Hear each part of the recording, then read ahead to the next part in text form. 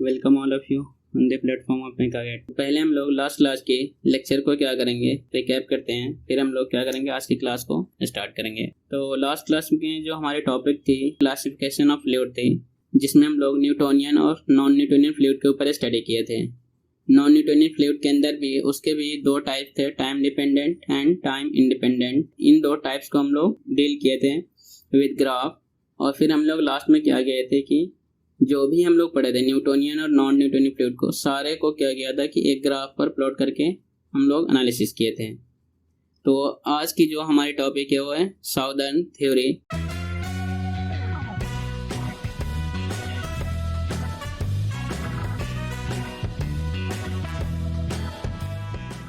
तो southern theory के according क्या होता है कि जो विस्कोसिटी ऑफ गैस है वो directly proportional to square root of temperature. लेकिन हमने क्या पढ़ा है, kinematic viscosity of gas equal to viscosity of gas upon में डेंसिटी ऑफ गैस। और आइडियल गैस के अकॉर्डिंग हम लोगों ने लास्ट लेक्चर में क्या पढ़ा था कि जो डेंसिटी ऑफ गैस होगी वो इनवर्सली प्रोपोर्शनल टू क्या होगी, टेम्परेचर।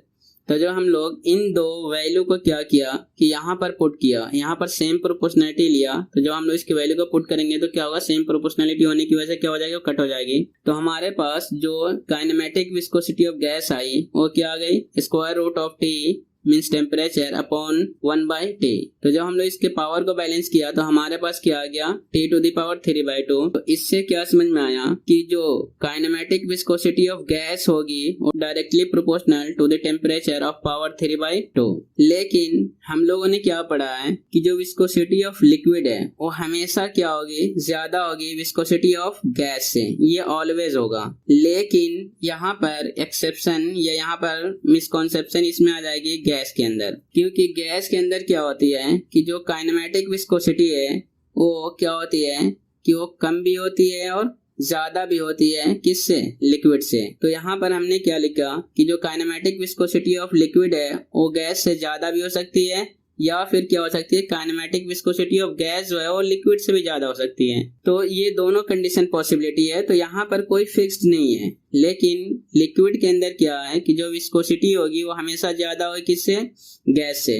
अब ये क्यों नहीं है, क्योंकि यहाँ पर देखो एक एग्जांपल है कि जो हमारी विस्कोसिटी है ये वाटर है, तो हमेशा क्या होती है कि 50 to 55 times of the viscosity of air. तो ये तो क्लियर हो रहा है कि वाटर के केस में या लिक्विड के केस में क्या हो रहा है कि विस्कोसिटी क्या हो रही है, हमेशा ज्यादा हो रही है। लेकिन जब हम लोग सेम आ रहे हैं एयर के अंदर, किसके साथ, काइनेमेटिक विस्कोसिटी के साथ, तो kinematic viscosity of air equal to 15 times of the kinematic viscosity of water. यहाँ पर क्या हो रहा है कि विस्कोसिटी ऑफ एयर जो है वो वाटर से 15 टाइम्स ज्यादा है। तो variation of viscosity with pressure is negligible. तो जो विस्कोसिटी के अंदर जो वेरिएशन आएगी या जो चेंजेस होगी किसके रिस्पेक्ट में, प्रेशर के साथ, और नेग्लिजिबल होता है, इसलिए हम लोग इग्नोर कर देते हैं। तो आज की क्लास के जो हमारे मेन टॉपिक है वो है हमारी वेपर प्रेशर। तो वेपर प्रेशर एक्चुअल में होता क्या है और ये जब अपीयर होगा तो इसके अपीयर होने की क्या कंडीशन है, आज हम लोग इसको देखेंगे। और वेपर प्रेशर से सिस्टम के ऊपर कुछ इफेक्ट भी आता है या नहीं आता, इन सब चीजों को आज हम लोग डिस्कशन करेंगे। तो पहले हमने क्या किया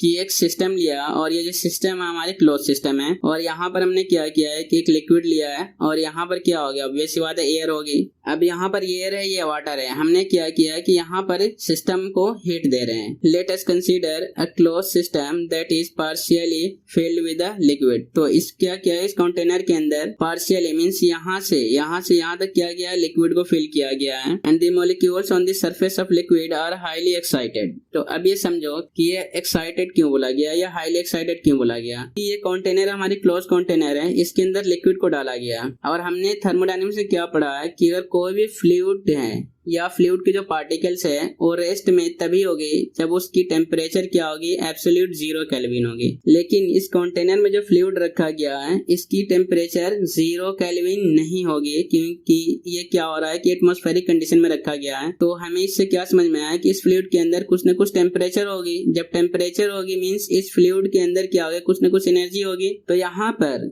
जो फ्लूइड है सबसे अपर लेयर पर या अपर लेयर पर जो फ्लूइड पार्टिकल्स होंगे इसके पास सबसे ज्यादा ज्यादा एनर्जी होंगे। तो इसलिए जब एनर्जी ज्यादा होगा तो मतलब क्या होगा कि वो एक्साइटेशन एनर्जी को अप्रोच करना चाहेगा, ये एक्साइटेशन लेवल में जाना चाहेगा। तो इसी वजह से इसको क्या बोला गया है कि हाईली एक्साइटेड, मतलब इसके पास क्या होगा कि एनर्जी ज्यादा होगी, लेकिन इतनी भी ज्यादा नहीं होगी कि ये अपने सरफेस को, मींस इस वाटर के सरफेस को छोड़ के क्या हो जाए, यहाँ पर एयर के साथ मिक्स हो जाए। तो इससे क्या समझ में आया कि अगर हमें इसको एक्साइट कराना है, मींस वाटर सरफेस से इसको निकालना है, तो हमें क्या करना पड़ेगा, एक्स्ट्रा एनर्जी इसको प्रोवाइड कराना पड़ेगा।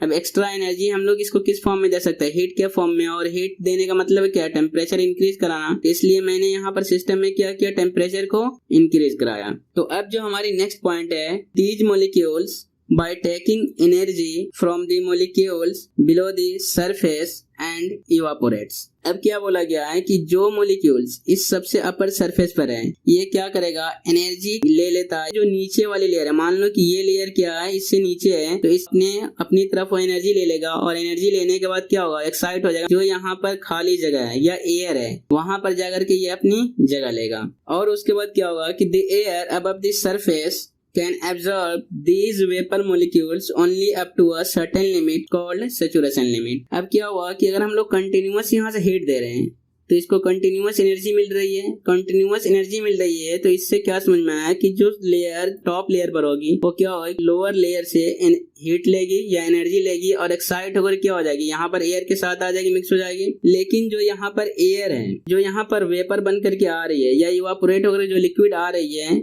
ये सबको नहीं ले सकती, एक लिमिट तक ही ये अपने पास इसको रोक सकती है। उसके बाद क्या होगा कि ये इसको एब्जॉर्ब करना बंद कर देगी। जब ये एब्जॉर्ब करना बंद कर देगी तो वो जो स्टेट आएगा उसको हम लोग बोलेंगे सैचुरेशन स्टेट। लेकिन हम यहाँ से क्या कर रहे हैं, कॉन्टिन्यूअस हीट दे रहे हैं सिस्टम को, तो यहाँ पर जो मॉलिक्यूल्स है अपर लेयर पर, ये तो क्या करे, एनर्जी लेगी, इवापोरेट होती रहेगी, ये तो रुकेगी नहीं। और यहाँ पर जो एयर पार्टिकल्स, ये अपने सैचुरेशन स्टेट में आ गया है। अब ये और ज्यादा वेपर को, जो यहाँ पर लिक्विड वेपर के फॉर्म में आ रही है, ये और ज्यादा एब्जॉर्ब नहीं कर सकती है, तो फिर ये जाएगी कहाँ। तो उस केस में क्या होगा, एयर क्या बोलेगा कि अब जो तुम आओगे यानी सैचुरेशन लिमिट के बाद, कि अगर अब कोई वेपर आएगा तो मैं इसको एब्जॉर्ब करना बंद कर दूंगी, मीन्स उसको मैं एब्जॉर्ब नहीं कर पाऊंगी। लेकिन क्या होगा कि इसको जब एनर्जी मिल रही है तो ये रुकेगा नहीं, ये बोलेगा तुम एब्जॉर्ब करो या ना करो, मैं तो आऊंगा ही। तो अब क्या करेगा उस केस में, जो एयर है यहाँ पर, ये एयर क्या करेगा कि यहाँ से जितना होगा वेपर इवापोरेट होकर के यहाँ पर पहुंचेगा, उतनी ही क्या करेगा, ये यहाँ पर कंडेंस करके फिर से कहाँ भेज देगा, लिक्विड में। तो ये जो प्रोसेस आ रही है, ये साइक्लिंग प्रोसेस, कि यहाँ से इवापोरेट होकर के क्या एयर एब्जॉर्ब कर रही है, फिर क्या है, कंडेंस करके फिर से लिक्विड भेज दे रही है। तो ये जो स्टेट आएगी, ये स्टेट को हम लोग क्या बोलते हैं, इक्विलिब्रियम स्टेट। और ये जो कंडीशन जिस भी प्रेशर पर होगी, उस प्रेशर को ही हम लोग बोलेंगे वेपर प्रेशर, या फिर बोल सकते हैं क्या, सैचुरेशन प्रेशर। जो अगली पॉइंट है वो क्या है, अंडर इक्विलिब्रियम कंडीशन और saturation condition the number of water molecules evaporating from the surface becomes equal to the number of vapour molecules condensing back to the surface. यानी वही बोला जो मैंने भी क्या डील किया, कि जब ये सैचुरेशन लिमिट में आ जाएगी तो जितना यहाँ से मॉलिक्यूल्स इवापोरेट होकर के यहाँ पर जाएगी एयर के पास, उतनी मॉलिक्यूल्स क्या होगी, कंडेंस बैक हो जाएगी लिक्विड फॉर्म में। ये वही बोला गया, ये कब होगा, इक्विलिब्रियम स्टेट में या सैचुरेशन स्टेट की कंडीशन के अंदर होगी। The pressure exerted by vapor molecules over the surface of a liquid under saturation condition at a given temperature। ये बात समझो, ये क्यों बोला गया, at a given temperature is called vapor pressure और saturated vapor pressure। अब ये क्या बोला गया है कि जो प्रेशर एक्सर्ट किया गया है किसके थ्रू, वेपर मॉलिक्यूल्स के through over the surface of liquid. जिस भी प्रेशर पर हमें सैचुरेशन स्टेट मिला या सैचुरेशन कंडीशन मिला, वो प्रेशर हमारी क्या होगी, वेपर प्रेशर या सैचुरेटेड वेपर प्रेशर। लेकिन कंडीशन क्या दिया गया, एट अ गिवन टेम्परेचर, मतलब क्या है कि किसी पर्टिकुलर टेम्परेचर पर ही ये कंडीशन क्या होगी, हमें मिलेगी। तो यहाँ पर इससे एक रिलेशन मिल रहा है कि अगर हम लोग टेम्परेचर चेंज करेंगे तो क्या वेपर प्रेशर चेंज होगा, हाँ वेपर प्रेशर चेंज हो जाएगी, क्योंकि जो वेपर प्रेशर है हमारी वो टेम्परेचर डिपेंडेंट फंक्शन है। तो अगर हम लोग टेम्परेचर चेंज करेंगे तो वेपर प्रेशर में भी क्या होगा, चेंज हो जाएगा। इसी वजह से कंडीशन क्या दिया स्टेटमेंट के अंदर कि एट अ गिवन टेम्परेचर क्या होगा कि जो प्रेशर एक्सर्ट किया गया वेपर मॉलिक्यूल से किसके ऊपर, सरफेस ऑफ द लिक्विड, तो उसी प्रेशर को हम लोग क्या बोले हैं, वेपर प्रेशर या सैचुरेटेड वेपर प्रेशर।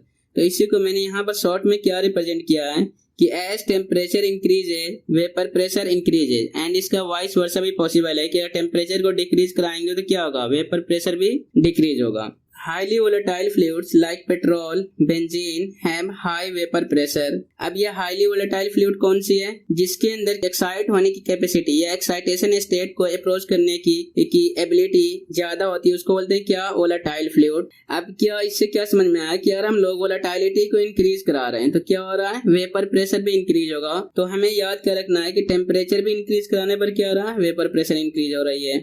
या वोलेटाइलिटी को भी क्या करेंगे, इंक्रीज कराएंगे तो हमारी प्रेशर क्या होगी, इंक्रीज होगी।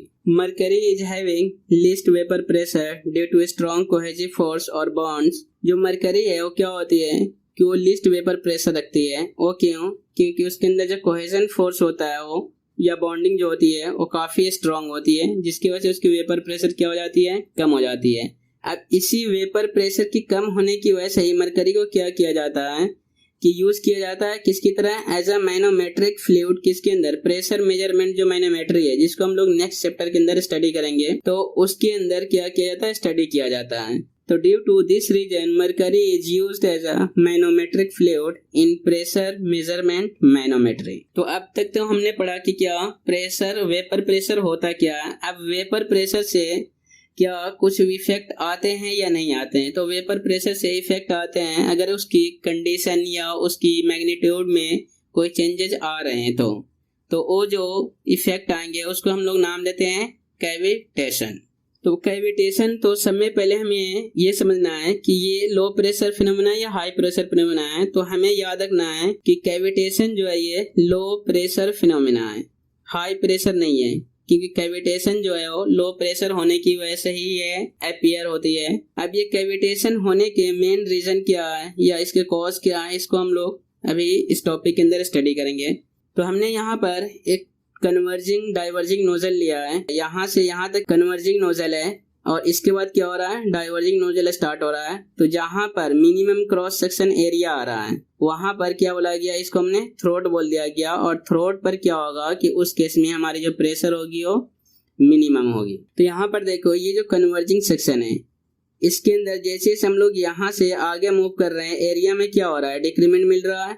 जब एरिया डिक्रीज होगी तो प्रेशर भी क्या होगा, यहाँ पर एरिया और प्रेशर दोनों में डिक्रीमेंट मिल रहा है। लेकिन जब एरिया और प्रेशर डिक्रीज हो रहा है तो वेलोसिटी क्या हो जाएगी, इंक्रीज हो जाएगी। लेकिन जैसे ही हम लोग डाइवर्जिंग नोजल के अंदर आ रहे हैं तो यहाँ पर एरिया एंड प्रेशर क्या होगा, दोनों इंक्रीज हो जाएगा। जब ये दोनों इंक्रीज होगा तो वेलोसिटी क्या हो जाएगी, डिक्रीज हो जाएगी। तो इससे हमें ये समझ में आया कि हमें मिनिमम प्रेशर कहाँ पर मिलेगी, थ्रोट के पास मिलेगी, और मिनिमम क्रॉस सेक्शन एरिया भी कहाँ पर होगी, थ्रोट के पास ही होगी। तो अब जरा हम लोग देखते हैं ये कैविटेशन होता क्या है। When the pressure of the flowing fluid becomes less than vapor pressure, क्या बोला गया, less than vapor pressure, then boiling will start and bubbles are formed। इन्होंने क्या बोला है, अगर उसकी प्रेशर है क्या है वो कम हो जाएगी वेपर प्रेशर या सेचुरेशन प्रेशर से, तो उस केस में क्या होगा कि वो बॉइलिंग स्टार्ट हो जाएगी। जब बॉइलिंग स्टार्ट होगी तो क्या होगा, बबल्स का फॉर्मेशन होगा। जब बबल्स फॉर्मेशन हो जाएगा तो वहां पर क्या होगा कि कैविटेशन का फॉर्मेशन भी स्टार्ट हो जाएगा। अब ये कैविटेशन का फॉर्मेशन क्यों होगा, अभी हम लोग इसको आगे डील करेंगे। When these bubbles moves to high pressure region, the pressure fluid collapse these bubbles and strike with the wall, and this may create a wear and tear and bursting of pipe is cavitation। अब ये समझो क्या बोला गया है कि अगर जो बबल्स फॉर्मेशन हुआ तो लो प्रेशर फिनोमेना में हुआ, लिया लो प्रेशर कंडीशन में हुआ। जब ये बबल्स हाई प्रेशर कंडीशन में जाएगी तो वहां पर क्या होगा कि इसके तरफ क्या होगा, एक प्रेशर एक्ट होगा। और प्रेशर क्या होता है, कंप्रेसिबल इन नेचर होता है हमेशा।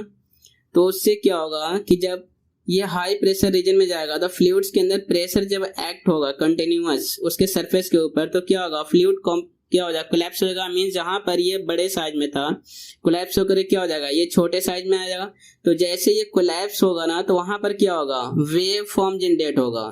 जब वेव फॉर्म जनरेट होगा तो उससे क्या होगा कि वॉल के ऊपर क्या आएगी, स्ट्राइक आएगी। जब वॉल के ऊपर स्ट्राइकिंग आई तो उससे क्या होगा, वियर एंड टीयर जनरेट हो जाएगी। तो क्या होगा कि जो हमारी वॉल है उसके ऊपर क्या होगा, उसका इरोजन होना स्टार्ट हो जाएगा। तो मैंने माना क्या है कि ये हमारी एक स्टैंडर्ड फ्लूइड है, जो एक सेचुरेशन टेम्परेचर पर है, और ये जो प्रेशर है ये क्या है, सेचुरेशन प्रेशर है।